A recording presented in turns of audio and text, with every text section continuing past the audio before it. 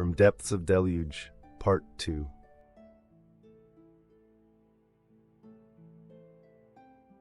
Greetings and welcome back, friends. I do hope your weekend was prosperous and full of cheer. If not, never falter. For rains eventually pass, and the dawns of virtuous mornings may again grace you with delightful fervor. That is why in Viral we speak the words Husålen kaitum, for we hope the utterance of these tidings will bestow the warmth of endless summers upon you. But anyway, I must get to the point of my ramblings, for time is precious, and I would not desire to waste yours. As promised, my friends, I will continue to recount the tale of Ílýslæmhà's early life, for it is a tale ingrained in the consciousness of this land of antiquated chronicles. If thou have not yet familiarized oneself with the first portion of this delectable myth, I would advise, without sounding overbearing, that you please refer to my early works, otherwise known as Part 1 of From Depths of Deluge, for it would please me most indefinitely if the chronicle was saved from collecting dust. Now comes the end of introductive prattlings by an elderly precept, and the beginning of a new journey into the legend that is Ílýslæmhà. Also, if thou should see the like button, please give it an almighty tap, and if you should happen upon a fellow called Subscription, inform him his name is ridiculous whilst aggravatingly poking him. I assure you he does not bite much. Please enjoy this tale, friends, and may your day be infused with the fortune of champions.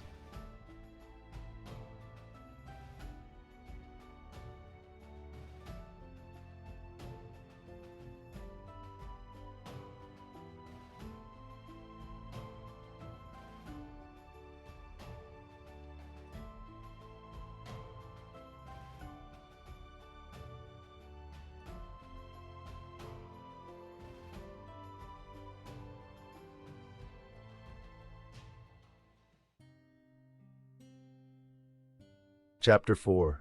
Adventures to Sülnàrwœl.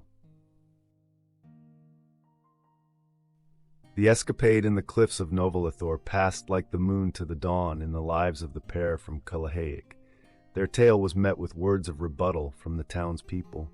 Many found their actions reckless, others laughed in disbelief, or claimed the story was concocted, a fever dream conceived by the inventive imaginations of two adventurous young Fíotiril. But unlike the townsfolk, Ílýslæmhà and Dàvanthæl had seen the shimmer of the runes, felt the chill of the grotto under the moon oak, and it had polluted their minds with memories they would forever harbor. The little town under the mountain bore witness to another 100 winters. The flourishing Víkise fields relinquished their purple crop as many times over. Ílýslæmhà's family's luck increased when his father discovered gold on their land. This precious resource had seldom been found around Kílthól before, thus the discovery immediately engorged the families standing within the community.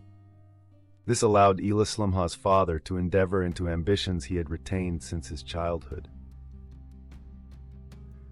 Thus, the stone pool was envisioned into the fabric of Kílthól's reality, the fruit of Thidlun's labors, and laborious its founding was. The tavern stood on wooden pillars driven into the bed of the lake, its location aligned with the rising sun, which cast reflective rays of golden light through its stained glass, illuminating the inside with dappled colors.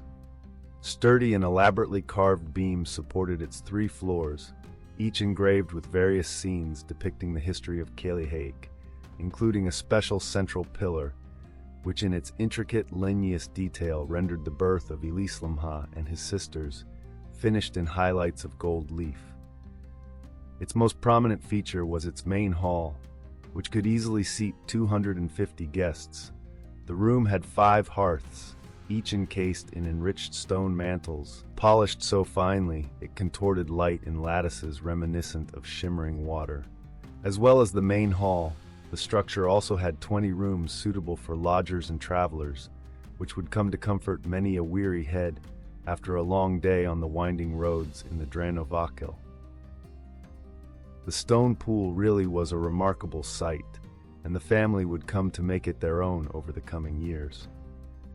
The tavern also encouraged the building of several roads, allowing trade carts of valuable wares to come and go from the town under the mountain.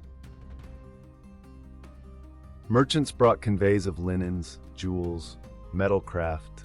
Kílthól sent back wains of precious metals, their famous cloaks, and barrels of sweet blue ale. This saw a level of prosperity envelop Kílthól, seldom seen before. It was through the vigorous travelings of merchants that Ílýslæmhà's ears heeded the inviting murmurs of a place most obscure. The tongues of these tradesmen spoke of a scene of alluring secrets, a location steeped in the antiquated rhetoric of myth.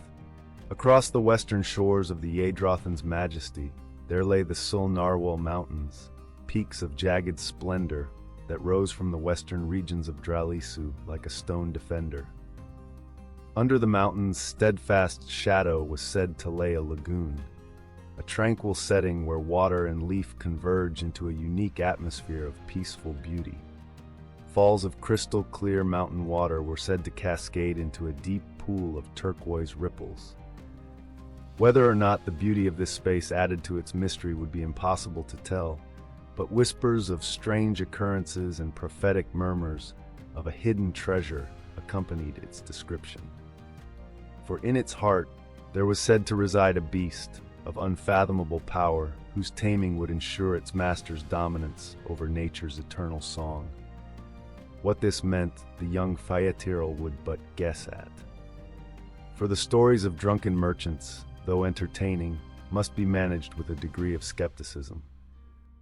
Ílýslæmhà and Dàvanthæl would sit in the candlelit halls of the stone pool, their ears unguarded to the verbal assault of myth and legend, hanging like squires on the command of their knighted masters, apprentices to the thrill of tales of old. Hence began an instinctive inquisitiveness in the hearts of the young Kílthól, a call of mystery that would once more see the pair venture further into the wide expanse of the world than they had ever been. West they would travel, across field and moor. Valleys gave way to their inquiring steps. The wind felt like a call of excited temptation as they meandered through the emerald forests beyond the Audiobook. Their journey rambled for 3 days through the demanding expanse of the Sülnàrwœl. Twice Dàvanthæl found himself stuck in fetid puddles of reeking mud, which made Ílýslæmhà's journey slightly less comfortable, depending on the direction of the wind. Their third night in the wilderness saw them make camp inside a rocky outcrop, which they shared with a flutter of moon moths, radiant butterfly-like creatures. Their wings were decorated in metallic shimmering patterns that reflected a soft white light from the glow of the moon.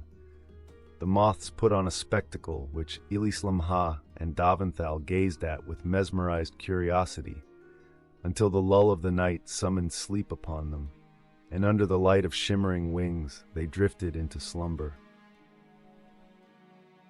The morning was set upon by the sun in a merciless battle of light against the battalions of night, which assured a positive mood in both the Kílthól adventurers, who were reinforced by a good night's sleep and the warmth of the dawn.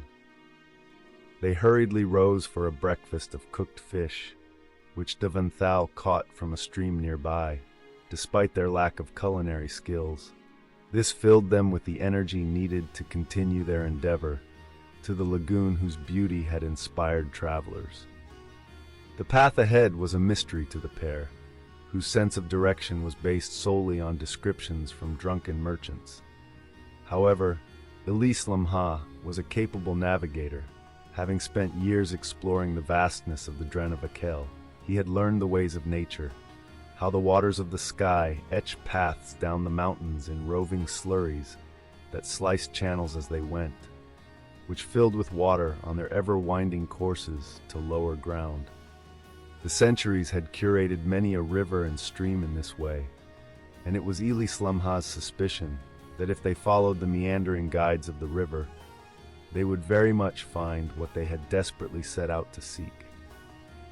Another half a day rolled by, and the arduous trek into the heights of the Sülnàrwœl had begun to evaluate the resolve of the young adventurers especially Dàvanthæl, who initiated questioning regarding the legitimacy of the stories that had inspired their adventure, which resolved Ílýslæmhà to hurry his pace, if only to haste the journey to stop Dàvanthæl from complaining.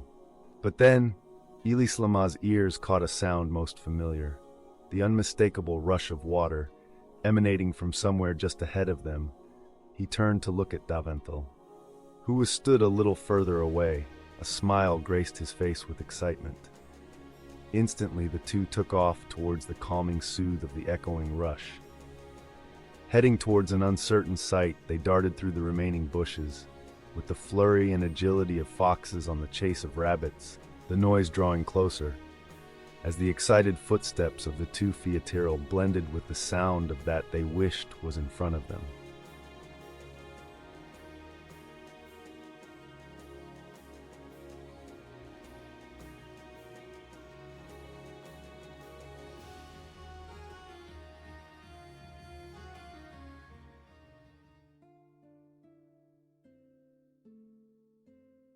Chapter 5.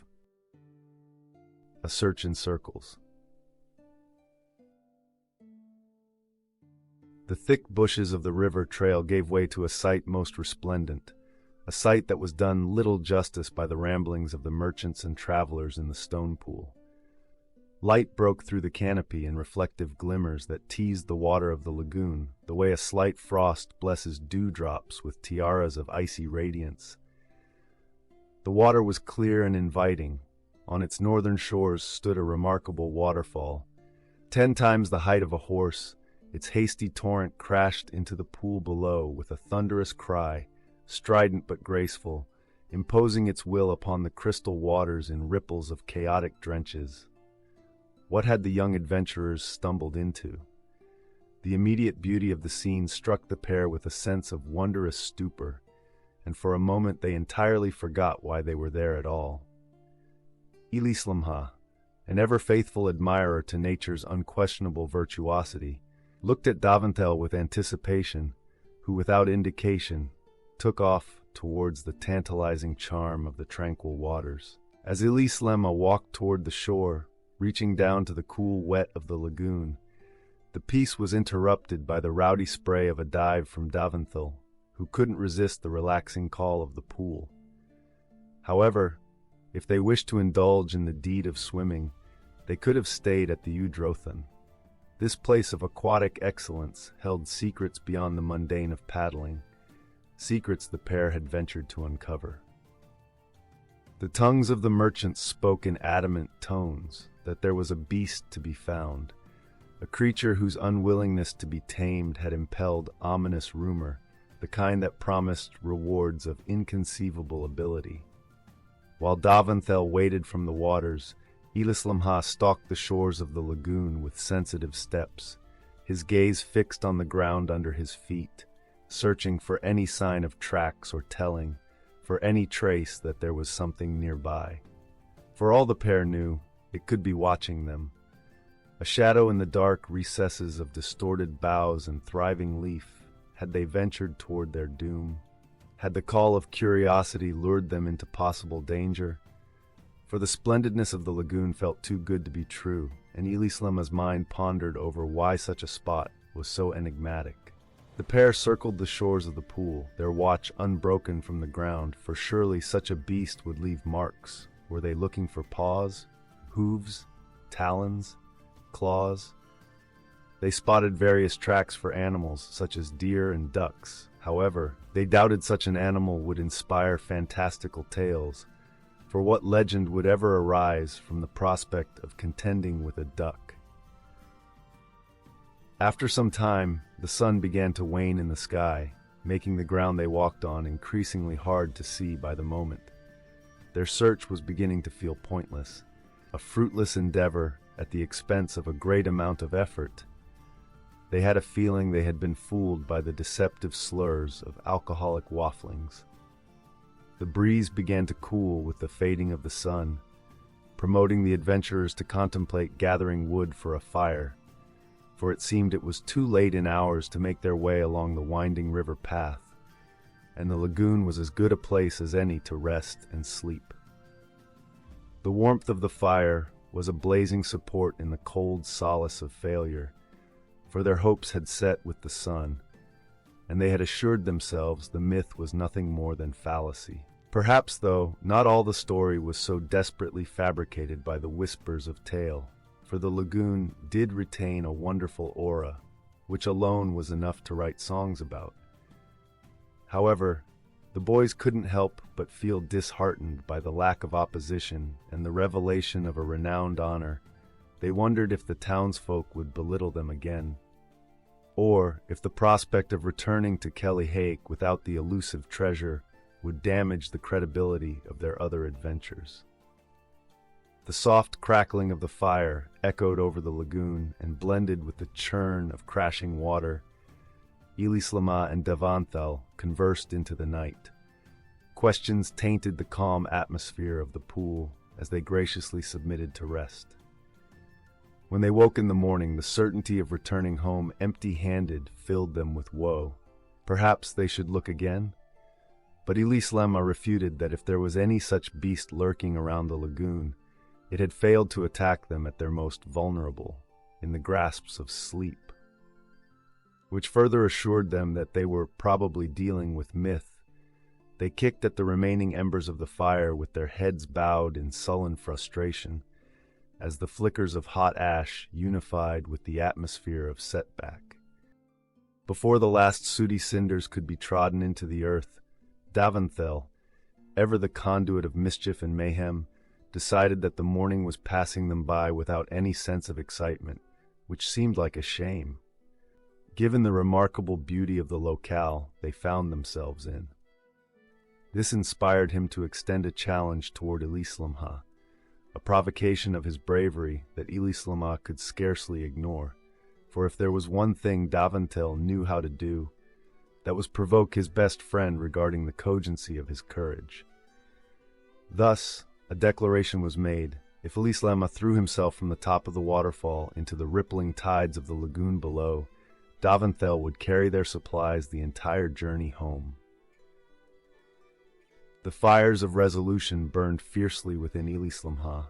His contemplation took but moments, and with a smile of premature victory set about his face, he walked towards the daunting rise of the falls. The crash of their waters increased with every step. The spray of the cascading torrent dashed Ílýslæmhà's face as he unfurled his robes and handed them to Dàvanthæl, who was using the opportunity to try to discourage his friend with sarcastic musings of warning and peril. However, Ílýslæmhà's mind was as made as the foundations of the Sülnàrwœl. His hands were as steadfast as the surge of the falls as he ascended the rocky surface of the sprays. Looking down upon the rippling mirror below him, Ílýslæmhà could not help but observe how much higher the falls looked from this lofty perspective.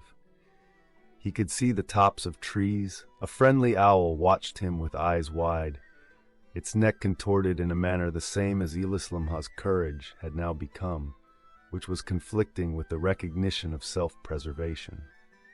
It was probably another jest from Dàvanthæl that settled the dilemma, to jump or not to jump. But before the question could settle in his mind, his feet were free from the restrictive pull of the ground, and the surreal feeling of weightlessness enveloped him as he pummeled towards the depths of the pool. With eyes closed and breath drawn, he sliced through the water. The cold sent an initial shock coursing through his being, which triggered an instant response to open his eyes. The water was as clear as glass. The world below the surface of the lagoon was graced in an azure sheen. Small, brightly colored fish swam through hornwort and stonewort, darting to the recluse of their underwater hides at the sight of Ílýslæmhà. The cold embraced his skin as his gaze examined the delightful aquatic territory. If it wasn't for the restrictive amount of air in his lungs, he would happily spend the morning exploring this otherworldly scene. It was then, as he peered down further into the depths he was in, he caught sight of an object that looked as if it couldn't have been assembled by the influences of nature. He dived with a lunging determination towards the bottom of the lagoon. his feet kicking excitedly behind him as he reached out his arms, prying the object from the viscid grip of the silty bed of the pool. When the item was free, he ascended in urgency to the surface, just as the involuntary drag of breath engaged his lungs.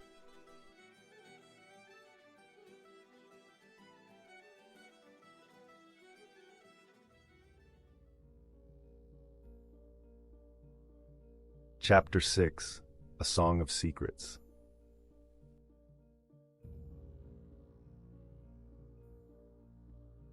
Above the surface, Dàvanthæl rushed to the pool's edge to help Ílýslæmhà from the cool depths. The look of excited victory on his face turned to one of speculative wonder as Ílýslæmhà ascended from the lagoon, a clump of silted debris cradled in his arms. He waded into the shallows. The mud began to drip and slide from the mysterious item, covering Ílýslæmhà in tacky silt. However, this was the least of his concerns, for the obscurity of the article in his hands was all that occupied his mind. As Dàvanthæl rushed to help his friend from the water, Ílýslæmhà crouched into the shallow hold of the lagoon and began to wash the debris and muck from the peculiar item, his hands carefully easing clumps of sludge from the surface of the object he held. He didn't want to cause any damage to it until he could assess the treasure he held. As the dirty encasement of clay and silt dislodged itself from the object, the sense of uncertainty grew in the minds of the young Kílthól. The washing of watery footsteps echoed round the pool as the pair made their way over to the place they had laid to rest the night before. Dàvanthæl's inquiries rang like birdsong around the clearing, his curiosity increasing with each unreturned query, as the same questions he asked were twinned with inquiries. Ílýslæmhà was asking himself, be it in the silence of his own thoughts, and under the bough of a tree the pair sat, their gaze undivided and steady, focused on the obscurity in front of them. The object was most definitely not the sort of item one would expect to find at the bottom of a lagoon, for unlike the smooth verges of pebbles and the twisted contours of driftwood, this element was certainly not sculpted by the hands of nature. Its artificial curves beheld the artisanry of divine hands. The carved profiles of its wooden frame depicted animals of the forest in various poses of playfulness, encapsulating the vitality of the arboreal realm. However, what was more curious was the fact the item looked as if it had spent less than a day at the bottom of the lagoon, which, given the quantity of encrusted grime that covered it, surely was not the case.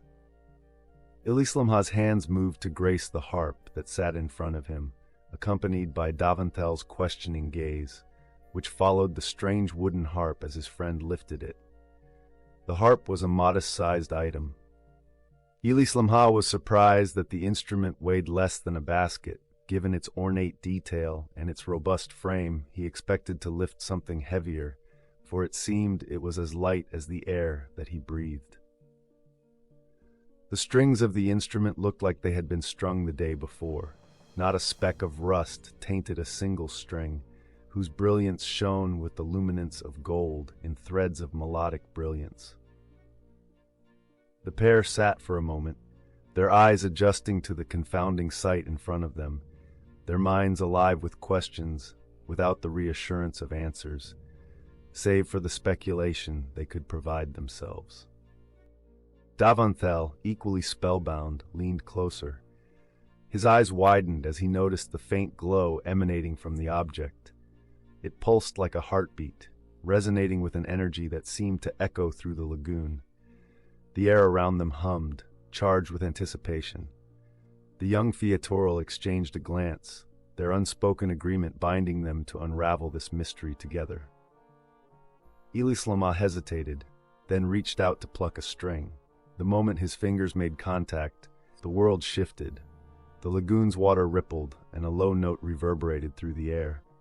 Dàvanthæl stumbled back, eyes wide with shock. The string was no ordinary material. It was as if it had been woven from divine strands, resonating with ancient secrets. The moment Ílýslæmhà's fingertips brushed against the harp's strings, an undeniable force surged through the serene waters of the lagoon. The calm surface, previously still and reflective, began to convulse and vibrate with intensity, mirroring the profound vibration of the string. The water, agitated and swirling, sent ripples across the pool that reflected the shock and awe on the faces of Dàvanthæl and Ílýslæmhà. The tranquility of the forest clearing was shattered, replaced by the chaotic dance of the water. Frozen with disbelief, the pair could only stare as the once peaceful lagoon transformed into a display of frenzied energy. Their eyes, wide with astonishment, captured the tumultuous scene before them, reflecting the turmoil of their own emotions. The peaceful haven they knew was now a spectacle of mystical power, all instigated by the simple touch of a string. The air, filled with an unfamiliar energy, seemed to buzz with the unseen force of the harp's melody. Gradually, as their initial shock subsided, fear began to weave into their wonder. What kind of artifact had they uncovered? An instrument capable of stirring the very waters with its melody was no mere trinket. Their minds grappled with the possible origins and powers of such a harp, their hearts racing with a mix of fear and realization at the potential dangers it represented. Choosing to leave was a silent decision, yet both understood it was necessary. With careful steps, they moved away from the lagoon, the harp nestled between them like a sacred object. The forest under the Sülnàrwœl seemed eerily quiet as they passed, the normal sounds of wildlife conspicuously absent, adding to the gravity of their discovery. Their journey back to Kílthól was enveloped in a heavy silence, contrasting sharply with their usually lively conversations. The harp, now quiet, cast a long shadow over their spirits, its previous display of power a haunting memory. Questions about the harp's origins, reasons for its presence at the lagoon's bottom, and the full extent of its capabilities loomed large in their minds, making each step towards home feel increasingly burdensome. Navigating the trails of the Sülnàrwœl, the dense canopy above seemed to hold a new, unspoken depth. The forest, a place once of comfort and familiarity, now felt as if it were part of a larger, unknown world. The natural balance they once took for granted was overshadowed by the harp's unresolved mysteries, adding a sense of urgency and significance to their return. They again spent the night under the graceful light of the moon moth's wings. However, their amazement was corrupted by the gnawing inquiries both Phaethyril had reeling around in their minds. Upon reaching the edges of Kílthól, the sight of their village did little to ease their troubled thoughts. The villagers went about their daily lives, oblivious to the monumental discovery just beyond their doorstep. The questions that had plagued Dàvanthæl and Ílýslæmhà remained, casting long shadows over what had once seemed a simple existence. They were certain of one thing: their lives, along with the fate of Kílthól, had changed the moment the harp's strings vibrated with unseen energies, promising revelations and challenges yet to come. Within the vibrant, bustling atmosphere of the Stone Pool Tavern, where beams of light danced through stained glass windows to cast a kaleidoscope of colors upon the weathered wood and expectant faces of Kílthól's residents, Ílýslæmhà and Dàvanthæl stood as the center of an intense, palpable focus. Their narrative, rich and woven with the threads of their recent journey, flowed through the air, intertwining with the warm scents of ale and firewood. As they detailed the events at the mysterious lagoon, their words painted vivid images in the minds of their audience, crafting a tapestry of wonder and disbelief that hung heavily in the room. The villagers, usually divided by their own daily toils and joys, found themselves united in a bubble of rapt attention and growing curiosity. Their skepticism mingled with an unspoken desire to believe in the fantastical once more. A voice, firm and resonant, sliced through the thick ambience of the tavern like a well-aimed arrow. It belonged to a figure known for their pragmatic view of the world, a person whose feet were firmly planted in the soil of reality. "Bring forth this harp, then. If such an item exists, let it stand before our eyes, and challenge the grounding of our beliefs, they demanded, embodying the collective skepticism yet fueled by an underlying thread of intrigue. The room, momentarily paused, erupted in a chorus of agreement. Heads nodded, and the air, previously filled with the intangible threads of fantastical tales, braced itself for the tangible weight of truth. The request was not just a challenge. It was an unspoken permission for Ílýslæmhà and Dàvanthæl to bridge the gap between the fathomable and the arcane, between the daily grind of village life and the whispering call of the unknown. The air hung heavy with anticipation as Ílýslæmhà stepped outside, leaving a trail of whispered conjectures in his wake. The tavern, a beacon of communal life and nightly respite, transformed into a crucible of collective expectation. When Ílýslæmhà re-entered, the mystical harp cradled in his arms, a collective intake of breath filled the room. He placed the instrument on the worn wooden table, which seemed to accept the artifact with a reverent stoicism, as if understanding the gravity of the moment. Ílýslæmhà's return to the narrative was marked by a subtle shift in his demeanor, a mix of reverence for the harp and a solemn sense of responsibility as he recounted the strange, almost sacred interaction between them and the untouched waters of the lagoon. His words, more than mere sounds, wove through the thick tavern air, wrapping around the beams and pillars, pulling the listeners into a shared sphere of awe and incredulity.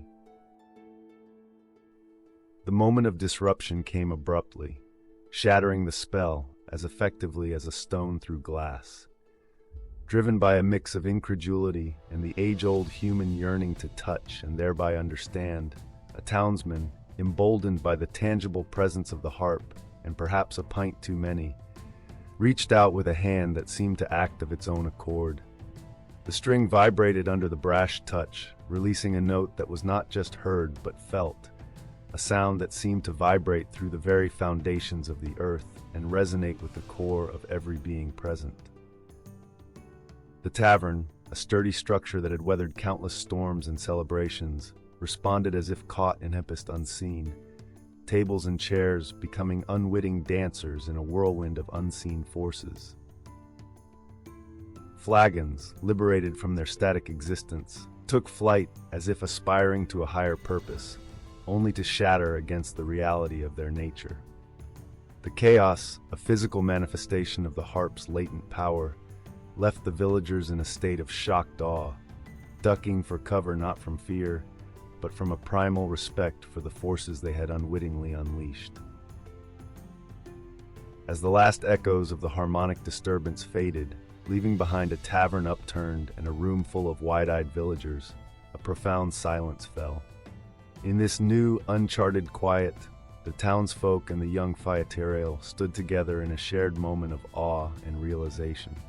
This was no longer a tale woven by the fireside to while away the hours. This was a tangible encounter with the unknown, a confrontation with forces that defied the mundane rhythm of their daily lives. In the midst of overturned tables and scattered remnants of their evening repast, a new understanding was forged, one that linked them, however unwillingly, to the vast, unexplored tapestry of their world's mysteries. The harp, silent now, but more eloquent in its stillness than in its song, sat amid the chaos as murmurs of the event that had just transpired faded into the night, ensuring the folk of Kílthól had more than dreams to contend with in the restful embrace of slumber.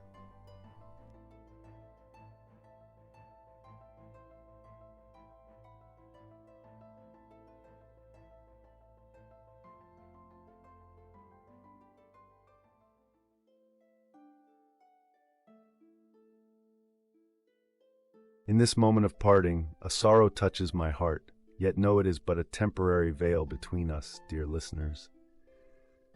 For the tales of Ílýslæmhà, like the eternal stars, fade only to rise again in the morrow's glow. The path of an artist is strewn with the leaves of imagination and reality, a blend that beckons me to ventures anew, ventures as necessary as the breath of life itself. Yet, they promise the sweet respite of joy when day's end brings us to tales untold and feasts unheld. So hold fast to the promise of our reunion, for I shall return with the scrolls unfurled, ready to unveil the continuing chronicles of Ílýslæmhà's journey. Until that hour arrives, my treasured band of souls, Húsal an Caitum, may warmth find you.